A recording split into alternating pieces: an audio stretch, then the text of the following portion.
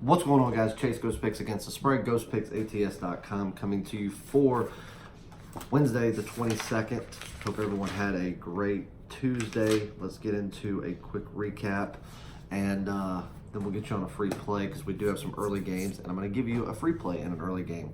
So, yesterday was kind of an odd day. 4 plays, obviously, duo card, and we had the Milwaukee Brewers as my top tier. And now, granted, I did not know that Christian Yelich was not going to play until it started looming around as a possibility that he might not play, being that he did not take the field for any type of BP, which that really didn't bother me because as far as BP with him goes, he only takes BP about once every 3 days that the Brewers take it.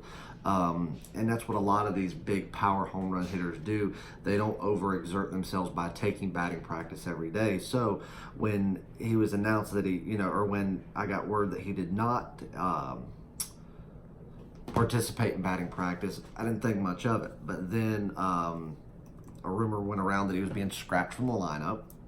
And so then at that point, Jack started doing some digging and found out, okay, Yelich is out. And then 20 minutes later, it was announced publicly that Yelich would not play. So obviously that was my 2 for Tuesday top tier play. That was a top tier play on the duo card. And we started thinking about it. Do we tell everybody to scratch it from their card or, offset it with another bet or, what do we do? And I really dug into the game and I said, you know what? Milwaukee's still the better team. Milwaukee still has the advantage in this game as far as pitching. They still have the offensive advantage even without Yelich. And I like the game. I said, for anybody that's getting ready to bet it now, they were going to be able to get it a little bit less, than 140. And I said, I still like Milwaukee. I said, do I like them as much without Yelich in the lineup? No, no one would. But I said, Jack, I think we should leave it. So that was my call, because I still believe that they would be able to, go out there and have the upper hand in the game. And here's the thing. I never in a million years would have thought they would have been shut out. And the thing is, it's not that their bats weren't doing good yesterday. They were swinging the bat well, couldn't get on base. And then when they started to get on base, that's when they weren't running properly. They couldn't generate run support for the people that did get on base, so they just couldn't push one across. They had multiple opportunities to not only get into the game, but to get in there and start building some momentum to where Jack and I, up until the 9th inning, said, hey, there's still very much a possibility that the Brewers come back and tie this thing up or even win it, and they just couldn't do it. They got shelled yesterday, goose egg, so apologize for that play. It was unreal. And the Boston Red Sox ended up getting the immortal shit kicked out of them by the Blue Jays. And I'm not going to say that that's an overwhelming surprise based on how the Red Sox have played for at least half of the season that we've had so far. But Boston is still one of the most elite teams in baseball. They are probably the second best team in baseball. People think that I'm crazy when I say that. Listen, I think Houston's the best team in baseball. I think that Boston is right behind them as far as overall talent. I think second to them, I think the Cubs have all around an overwhelming amount of talent. I think the Phillies have an overwhelming amount of talent, as well as the Dodgers. The Yankees have a lot of talent. But here's the thing. It wouldn't surprise me at all to see the Boston Red Sox competing for the ALCS this year against Houston. They're still that good. They just can't find rhythm.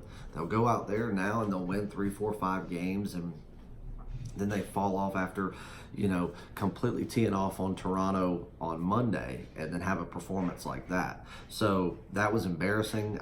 If I was within the Red Sox organization, going out against a below average Toronto squad, I would be embarrassed. I would be embarrassed to put that uniform on the next day. So, but it is what it is. The game was a loser. And we had the Colorado Rockies, low money line. That one was a nice, easy winner from start to finish. And then we had the Mets on a low money line yesterday over the Nationals. That one ended up becoming probably the most interesting game of the day to watch. And that ended up coming through. So a 2-2 day, but the way we rate our games, definitely a losing day because of the top tier plays being rated higher and more money being invested, and then obviously the juice that you would have lost with those two plays. So let's get into a free play 2-2 day. We're going to have a huge day today. There's a lot of games that I like. There's a lot of matchups that I'm really intrigued by. One of them being an early matchup that I'm going to give you, and that we're going to go right back to the Milwaukee Brewers. Now, let me just double check this line because I know it moved a little while earlier. Okay, so it's sitting at 7.5 still. The Castillo and Davies is on the mound. Two of the best pitchers in baseball. Castillo has probably been, in my opinion, I think he's pitched a little bit better. Davies has a little bit better of an ERA and a record because he is 5-0, and he's got a better home record because of the games played and the innings pitched. But you talk about two fantastic pitchers that are going out there and just not giving up runs. They're not doing it. They are two of baseball's elite. They're pitching well at home. They're pitching well on the road. I don't understand in a million years why this line opened up at 8, especially with Christian Yelich out. He's out with back spasms, so I mean that's what was confirmed yesterday, so he is out again.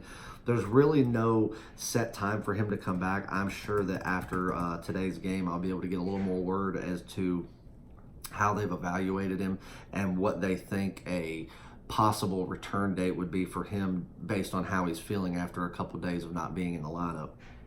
But this line should have never opened up at 8. Unless there's just something that I can't find and I can't see it. You're going to take a power hitter out of the lineup. You're going to put two of the best pitchers in baseball with two of the lowest ERAs. And you're going to play it in a place like Miller Park that is not home run friendly to a lot of teams. Obviously, your power hitters like Yelich, they can have a field day anywhere they want. But overall, the Reds are not the greatest hitting team. So this ballpark, Miller Park, it is a big boy park. They're not just going to be able to come in here and, unless Davies just has an awful game, they're not going to be able just to go yard whenever they want. And the same thing goes for the Brewers. They're not going to be able to do that with Castillo on the hill as long as he keeps pitching the way he is. So it opened up too high. I would have thought 7.5 would have been the right way to open it up, and then it dropped down to 7. I bet it under 8. I also placed a little bit more, under 7.5. Your free play, we're going to play under 7.5 runs, Brewers, Reds. If you can find it from your local book, I'm seeing 1-8 right there at Pinnacle. If you can find an 8, take it. Absolutely. But because there's only one that I see, and this line has pretty much moved to 7.5 across the board, that is your free play.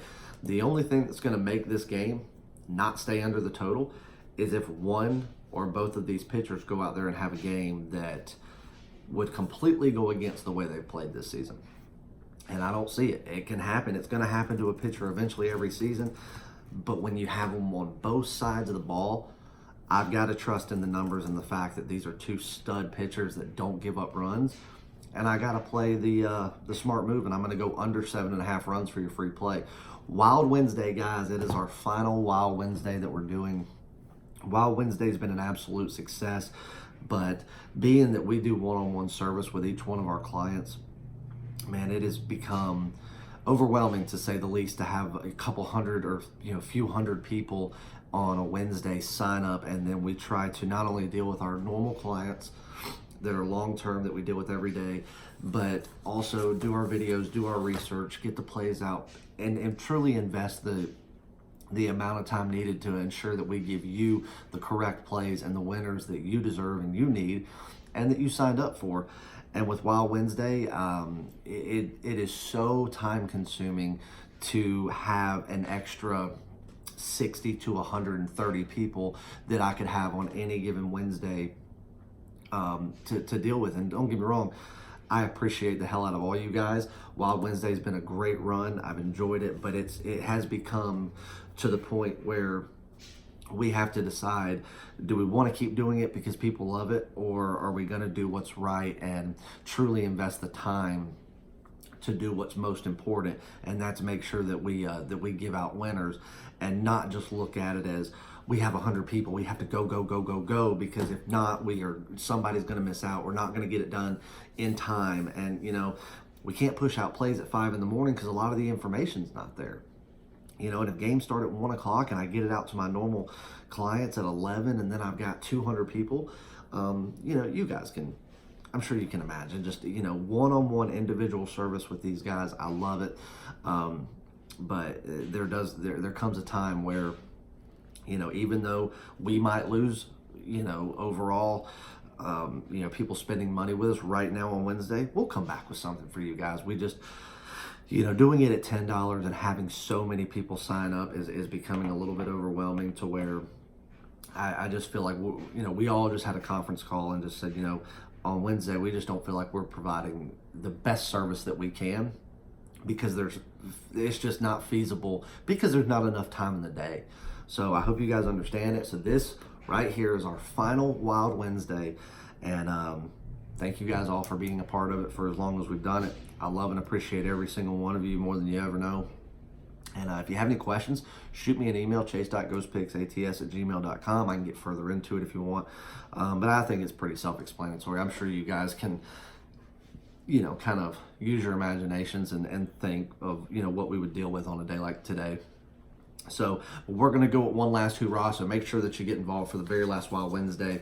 And I'll see you in the winner's circle. We're going to take the Brewers and the Reds under 7.5. Go get it, guys.